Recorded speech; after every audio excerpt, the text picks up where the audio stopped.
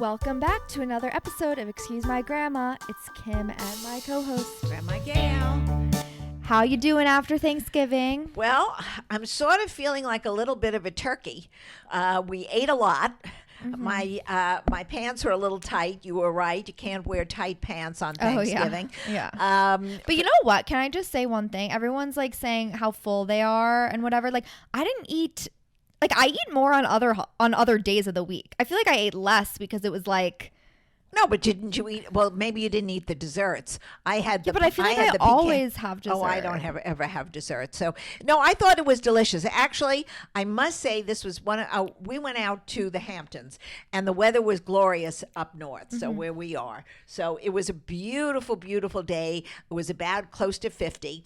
What was fun was Poppy and I did something we've never done before. We went on the jitney. At 10 o'clock in the morning. You've never gone on the jitney? Well, I have, but Poppy hasn't. Okay. So this was an experience. We got on the jitney. He loved it. First of all, he reserved his seat.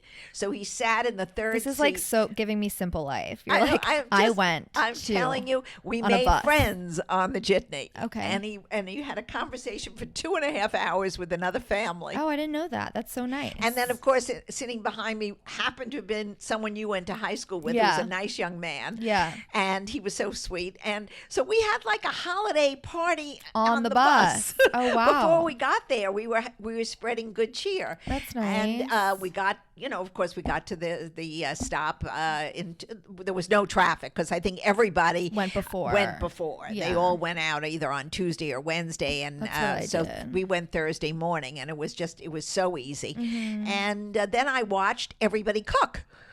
So that was an experience. That's exhausting to watch. That was exhausting. Yeah. Between your mom making a delicious, which turned out to be absolutely great, her corn pudding, that was excellent. Yeah. Well, so my uncle, he was in the basement. He did the fried turkey. What's it called? Deep fried turkey. Yeah, and I thought it was delicious. You can't. It doesn't actually taste fried. No, it doesn't. It tastes like a regular turkey, but it was fascinating. I said it was too big a turkey. I mean, we only could even eat with 12 people. Right. We ate a quarter of it. It took no time, an hour and a half, to do that tremendous turkey. It was really, I thought it was terrific. I guess I don't remember saying this, but apparently, the last podcast or something that we did, I was I don't want that you don't turkey. Like the idea of and the fried. Someone told him that, and he got insulted. And he was like, brought the turkey in, and he's like, everyone can have this except Kimberly. And I was like, why? I didn't even remember what I said. That's why you have to be careful what you say. I don't think he's actually offended. No, of course not. Of course not. So we had a great time. Everybody. It was nice to all be together, I thought. It was very, very nice. We're usually together. It's not like we haven't seen each other. I feel like I see everyone. No, we all see each other, but sometimes my son is not, and his children are up north, and when we've been in Florida the last few years, and we sometimes Zoom them, which it loses. I know definitely. that some families have to do that, and it's fine, but it's so much nicer when everybody's around one table. And I guess nothing really went wrong, and no one fought. Well, the only thing I would say is my dog had a little anxiety attack. Tell what happened. I don't want to out my baby, but basically, she got really terrified of the wood floors, and she's had this since she was a baby. She's only in the Hamptons. She's has a little anxiety over one part of the wood floor, but suddenly when everyone came over, she decided that it was that game of hot lava. You can only be on the carpet to get from place to place. So we had to pick this big, tremendous dog up every time she wanted to move. She wouldn't go on the floor. You know what? I think she honestly sometimes when I get stressed, she gets stressed, and I think we just go off. It was just not a good weekend for me, and I think she was in the same place, and I think we were just vibing off of each other. All right, well, if that's the excuse, I just think she's maybe got a cuckoo gene there somewhere along the way. I never saw a dog, but if somebody knows what to do with a dog who doesn't like on wood floors, maybe you can email Kim, because it's something that's very interesting. I'm sure this dog is not the only dog in the world that's afraid to walk. She walks on marble floors, and she walks on wood floors in the city. This has to be something that they must put on the floor out east that she I don't know. Doesn't can't talk about it anymore. Whatever it was, that was the only trauma we had. Yeah. What did you wear? Tell the people. I wore, what did I wear? I wore a blue and white striped sweater that I wore. I came out dressed. I put a little makeup on in Since the you left afternoon the city, at 10 got on the o'clock. jitney, you were wearing your Thanksgiving outfit. Correct. I Yeah. did not change. Got it. I decided to make a day of it in the outfit. It was Yeah. just fine. Yeah. And you, of course, said to me on TikTok, "What are you wearing on your shoes?" I said, "I'm wearing my sneakers."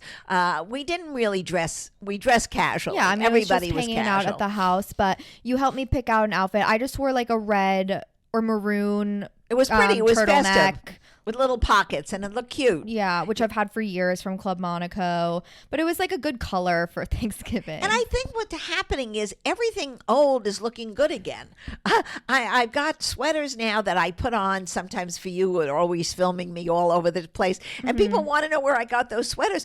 Some of them are 10 or 12 years old. They're not Right. ruined, and they look good. Yeah. The sweater is a sweater. So if you don't have something on it that's only iconic to that one year, I think you can always wear a nice sweater. And I don't know though, because I have a closet full of sweaters. And my friend Eliza, who also is my stylist and helps with a ton of Excuse My Grandma stuff, she doesn't think I have any good sweaters. She's sitting in the room with us right now. Well, I think what happens is your eye sometimes, if it goes from a narrow switch, from a small sweater to an oversized, for a while I think the style changes with sweaters. Well, but mine doesn't. Well, yeah, because you have like designer sweaters. Well, that could be. But I think that with could any- be. No, because I think if you buy a really good sweater, it should last a lifetime. You might not wear it all the time. You put it away, but it should be good enough that you can pull it out at any moment. And I do that. Yeah. Okay, that's fair.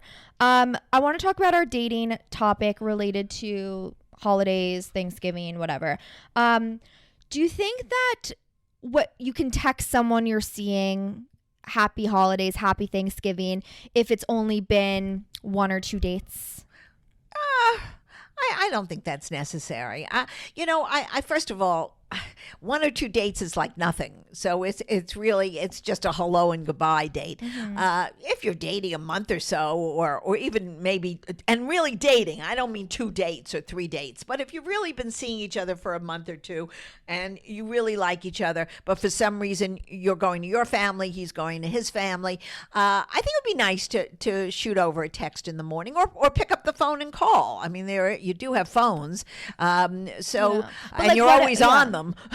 So, I mean, you could pick it up and call as well. But just if you've gone out with a woman or a man once or twice, I don't think it's necessary. Do you think it's also, so I see it's very common with myself and with others around the holidays that exes like to slide in because it's a perfect opportunity to say happy holidays, like hope you're well. What do you do when that happens? If you ended on a good note with somebody, text them back or send back a note, you as well.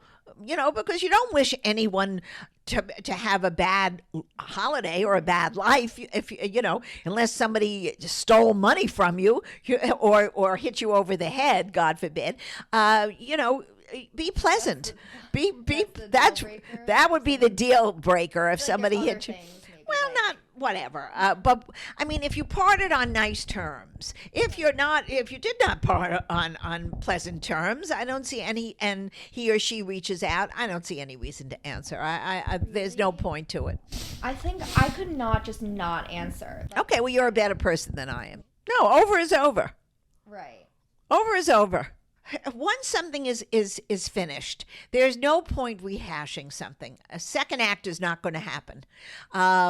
Most times when something breaks off, it's for the right reasons and because it wasn't meant to be. So there is really no point refreshing a relationship if you know it's not going anywhere. And it could be very heartbreaking for the other person as well, because unless you both amicably decided to end it, on the same level. But usually one person is more hurt than the other in a breakup.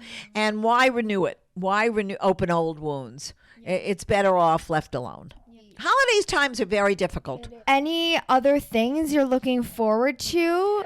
Well, I'm looking forward to a lot of things. I came back to the city right after Thanksgiving, and I had a lovely dinner at a new Greek restaurant in my neighborhood, which I love. Anyone who it's a very low key Greek place on 83rd and Madison, called Maconian. I don't know why I'm giving him an ad, but it's terrific, and he's such a nice man.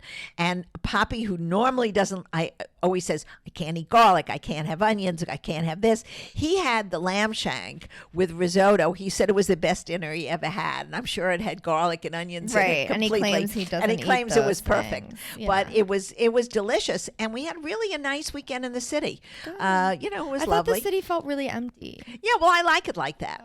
I like it like that. And of course, the men were all watching. I must say, God, after this how much weekend- football can a person watch? Unless you own the team, please don't Well, watch. We don't. Like, why are you watching like 4 days of your weekend and like you can't do anything else? And I can't believe my grandson, who goes to Tulane, and they're almost in some big bowl game, I think.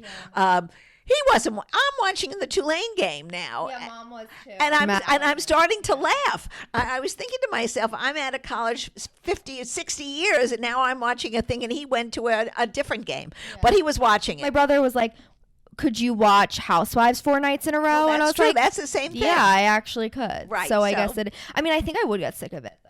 4 times, like your whole day. That's a lot. No, I don't know. That's a lot. That's a lot. Anyway, I also wanted to ask, lastly, any Grandma Gail headlines of the week?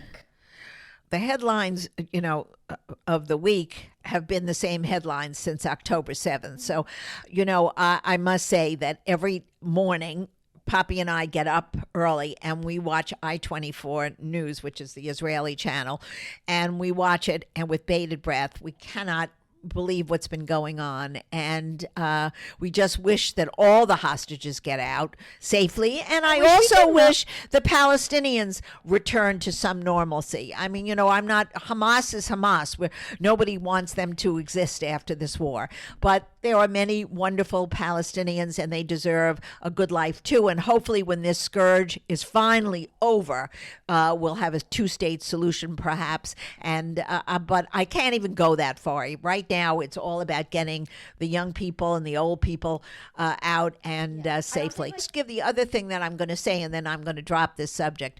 I'm very, very disappointed with some of the young people who have been acting up in protests. It's not, the closing down the Brooklyn Bridge and marching and burning flags in front of the library are not appropriate, or in front of the Historical Society in New York. And I'm a little upset with our mayor. Mayor Adams does lip service and then is not putting an end to this. There's no reason for it. I really just want to end on that. I'm just hoping all things will turn out well, and that people will come back safely to their families. Yes. Thank you guys all for listening, and we'll see you soon. Bye.